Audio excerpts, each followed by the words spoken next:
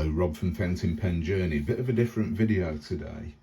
Bit of a talky video. I will show you this pen, but it's mainly about the loss or what you feel when you lose a fountain pen.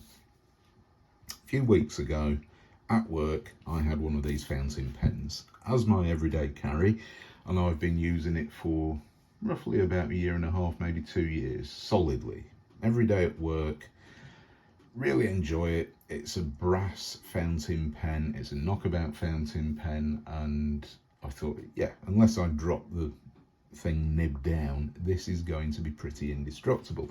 And it was the pen that I used to use when I was doing slip testing on surfaces, outside surfaces, floors, things like that. So I mean, there was always the opportunity for that pen to fall and get damaged, and I did drop it a couple of times with the cap on. Absolutely no scratches whatsoever. So it serves its purpose. It's cheap, it's very, very durable, and it's a great writer. Really fantastic writer, and really cheap. I spent about £3 buying it, including the postage, from China. But a few weeks ago, I was writing out some permits to works and I lost it.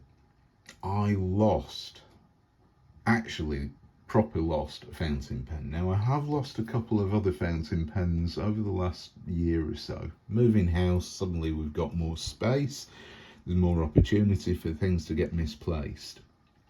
First one being a Kaweco All Sports Anthracite, which I pretty much used in my pocket, carried around everywhere at home, made notes about the garden, things like that. So it was a real proper everyday carry, robust pen, a bit like this one.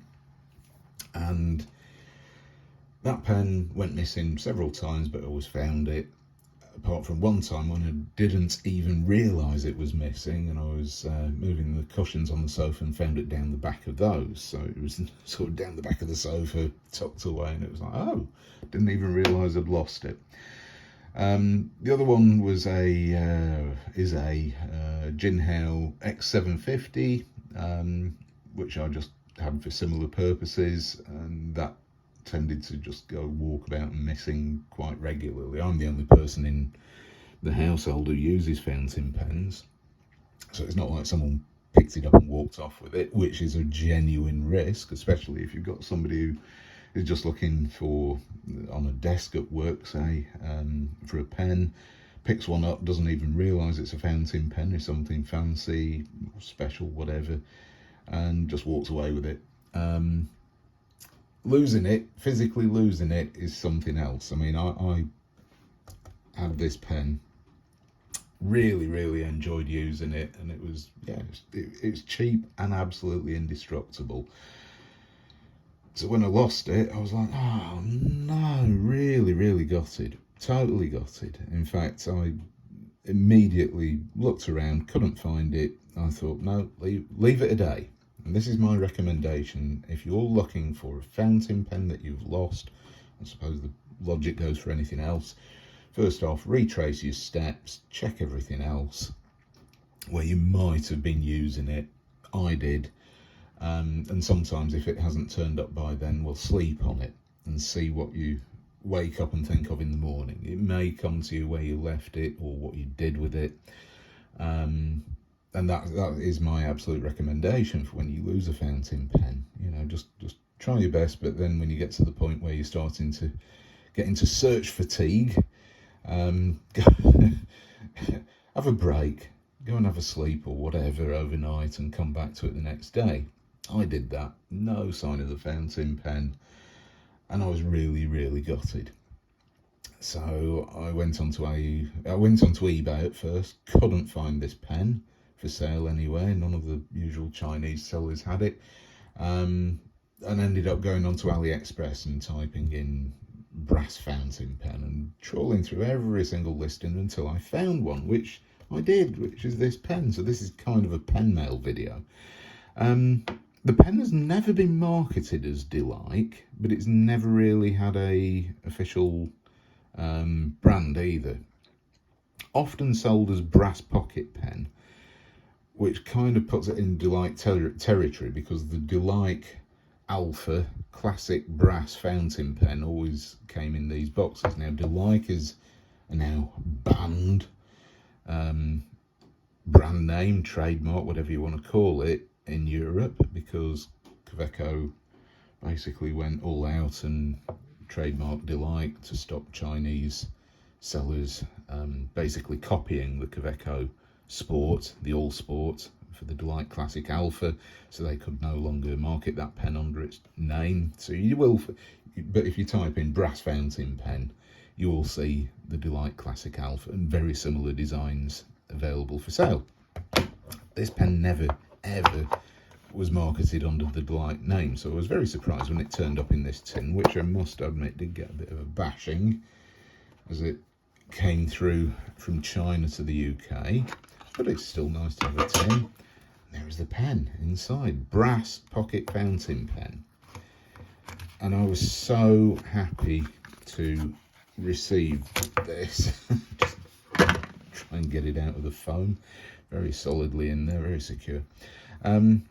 And it's a fantastic pen, and I will be reviewing this pen shortly, along with its sister pen, because it was sold as brass fountain pen or something like that. Brass pocket fountain pen, two colour options, brass and black. Now these have been knocking around for sale for quite some time, and finding them this time around was a little bit harder. It was let's just pop it that way so it doesn't roll off. Finding this pen was a little bit more difficult. I was not prepared to basically go without one of these pens, because I was really disappointed in losing it. And what's so good about it? Well, it is so incredibly solid. Everything is brass, apart from the converter. So we've got a brass cap, no liner, brass section, plastic feed steel nib, but gold coloured, which is nice, brass barrel, and this teeny piston plunger converter, which doesn't hold a great deal of ink, but for a pocket fountain pen I found this to be absolutely brilliant. I can dip it into a bottle of ink, a couple of pumps, and yeah, we've got a fill which lasts me a long enough time. It's a tiny pen, but I actually find that as pocket fountain pens go, screw cap, it's tiny, it's heavy, very heavy, it's brass, nice comfortable section to hold, and I can write with this. To make rough notes, because it's capped and uncapped constantly, make rough notes in the field using this, it's fantastic. The cap does actually screw on if you're interested, but I will review this properly in due course. So I was very pleased to re-obtain this fountain pen, and it made me think, you know what, I'm going to use a pen that I care even less about, rather than one which I know is absolutely bomb-proof and solid, like this one, as an everyday carry for going out in the field and making notes. So I had this pen, and then the other day I put on my high-vis jacket, which I haven't worn for several weeks, reached into the pocket and found my original brass pocket fountain pen in the pocket of the high-vis jacket that I rarely wear. So that's where it was. I'd put it into the wrong pocket. Normally I'd put it into the another pocket of my trousers or something like that. It didn't go in there, it went into the coat pocket and the jacket pocket. So that's where it was all this time. Several weeks later, and I uncapped it, and I wrote with it. No hard starts whatsoever. Brilliant pen. So, and I now have two of these. There we go. It's clunky, heavy pen. So I may well go back to using my brass pocket fountain pen as an everyday carry.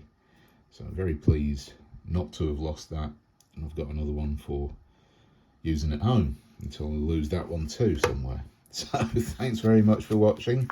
I shall see you next time. Bye.